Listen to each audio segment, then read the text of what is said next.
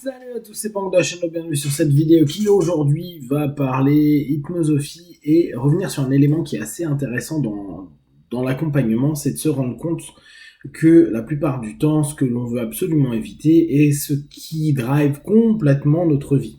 C'est intéressant parce que très souvent, on exprime l'idée en accompagnement, en coaching, en thérapie, d'avoir un objectif, de s'orienter vers l'objectif. Et je pense que c'est clairement ce qui est le plus judicieux à prendre en compte, c'est vraiment de se dire, voilà, j'ai quelque chose d'assez précis, réaliste, écologique, mesurable, hein, moi je reprends toujours le prum, et je focalise mon attention et mon intention dessus. Me dire, voilà, là, je sais où est-ce que je vais, et même si il peut y avoir plein de choses à gauche et à droite, et des choses pas forcément toujours sympas, on garde le cap, on se dit, ça va le faire, je me dirige, j'y vais, step by step, etc. Ce qui est intéressant, c'est que pendant nos boulots perso ou dans le travail d'accompagnement, on se rend compte que des personnes nous disent « Non mais moi, je veux absolument pas être comme mon père, ma mère, mon chat, mon chien, mon cousin, plein de personnes.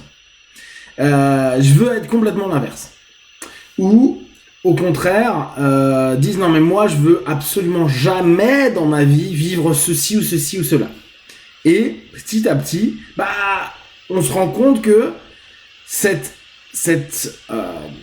envie d'aller à l'encontre de quelque chose devient notre objectif.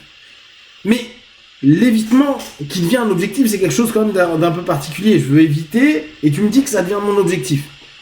On est un peu sur le process à dire, bah oui, tu focalises quand même ton attention et ton intention sur cette idée-là.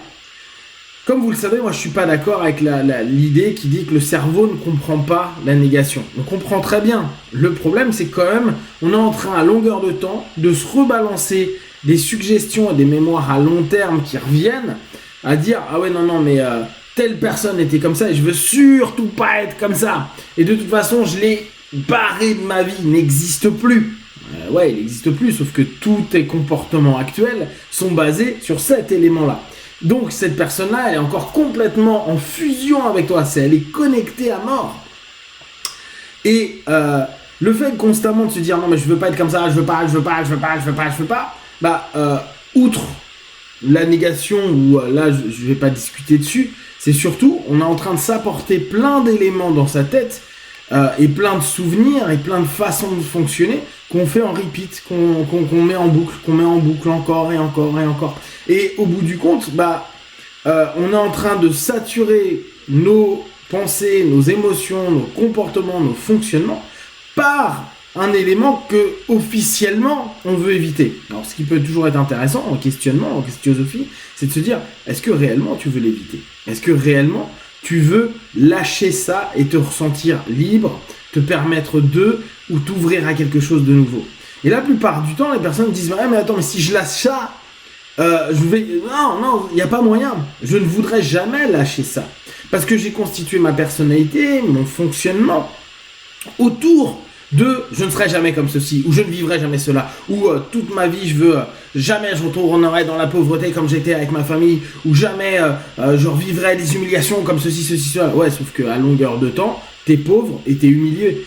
Et au bout du compte, t'es jamais satisfait et on retrouve ces notions d'insatisfaction constante, même si t'as plein d'argent, que t'es reconnu, que les gens t'aiment, etc., etc.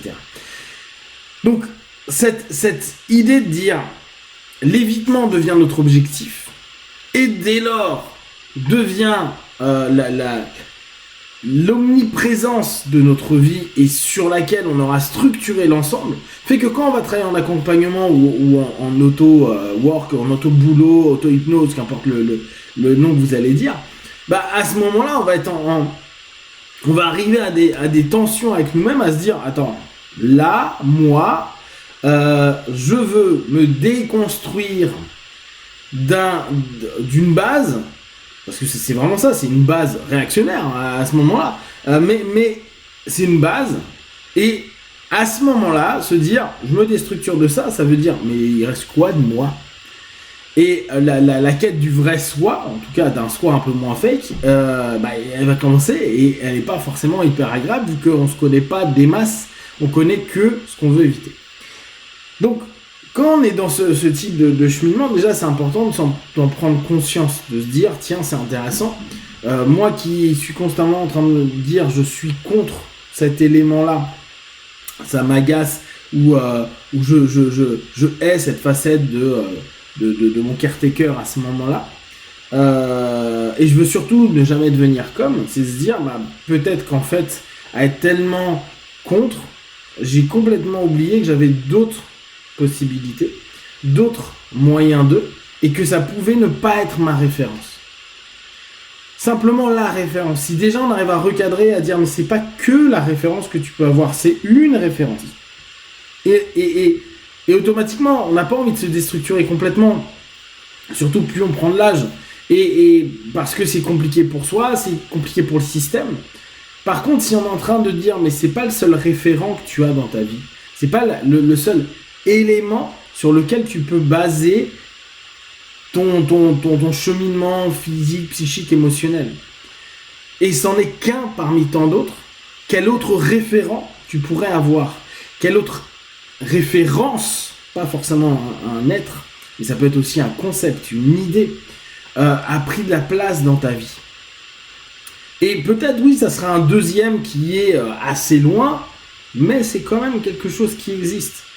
Vu qu'on est multiple, vu qu'on a différentes facettes, c'est peut-être utile de se dire attends, je vais peut-être prioriser autre chose. Je vais peut-être décider d'aller sur un autre chemin. Sans dire, allez, j'extermine complètement mon premier référent, parce que c'est sur lequel j'ai basé la majeure partie de mes comportements et peut-être même de mes patterns psychiques. Donc, je vais simplement tendre à la faire régresser en termes d'intensité. Comment je vais pouvoir le faire? À nouveau sur un principe d'objectif. Ça va pas être un objectif d'évitement, mais ça va être un objectif de réalisation au travers de quelque chose qu'on a déjà à l'intérieur de nous. Et ces références, et pouvoir les mettre en surbrillance, les valoriser, les faire s'éveiller, pour que à ce moment-là, je puisse naturellement laisser de côté ce qui était le référent numéro 1. Vous savez, c'est un petit peu comme en ce moment les graphiques qu'on voit avec... ils le font sur plein de choses, mais la dernière fois que j'ai vu, c'était sur les hits. Les hits où on voit les Beatles en premier, puis sur 30 décennies... sur 30 décennies, ça fait beaucoup quand même. Sur 3 décennies, voir comment ce qui était le premier, ce qui est devenu, ce qui est descendu dans le classement, et c'est un classement de 1 à 10 des hits. Et c'est en dynamique, donc on voit d'année en année comment ça évolue et comment il y en a qui montent, qui descendent, qui montent d'un coup, qui régressent. C'est un petit peu l'idée, l'image que vous pouvez vous dire. Voilà, aujourd'hui vous avez peut-être un référent qui est une idée de référence sur laquelle vous voulez vous baser votre évitement et donc votre objectif qui est super élevé et on n'a que des suiveurs qui sont très loin. Mais imaginez simplement une évolution dans le temps et que cette grande barre-là devient une toute petite barre parce qu'au bout du compte déjà elle a régressé et puis les quantités d'investissement, là on parlait d'argent à l'époque et de vente de CD, mais là pour nous c'est de l'investissement psycho-émotionnel à ce moment-là, va augmenter et donc même si c'était très important à un moment donné, aujourd'hui, par rapport à toute l'énergie, l'intentionnalité, les suggestions, le travail que vous faites sur vous, vous allez le faire réduire par rapport au boulot que vous mettez consciemment dans cette direction, dans la nouvelle direction, ou en tout cas dans la mise en avant de nouvelles références comme objectif et non pas comme évitement. Si vous avez des questions et des remarques, vous partagez sur Facebook, YouTube, j'y répondrai le plus rapidement possible. Comme d'habitude, de tout ce que je propose, ne prenez que ce qui est bon juste pour vous, tester, observer, analyser et conclure. Iwan, ciao.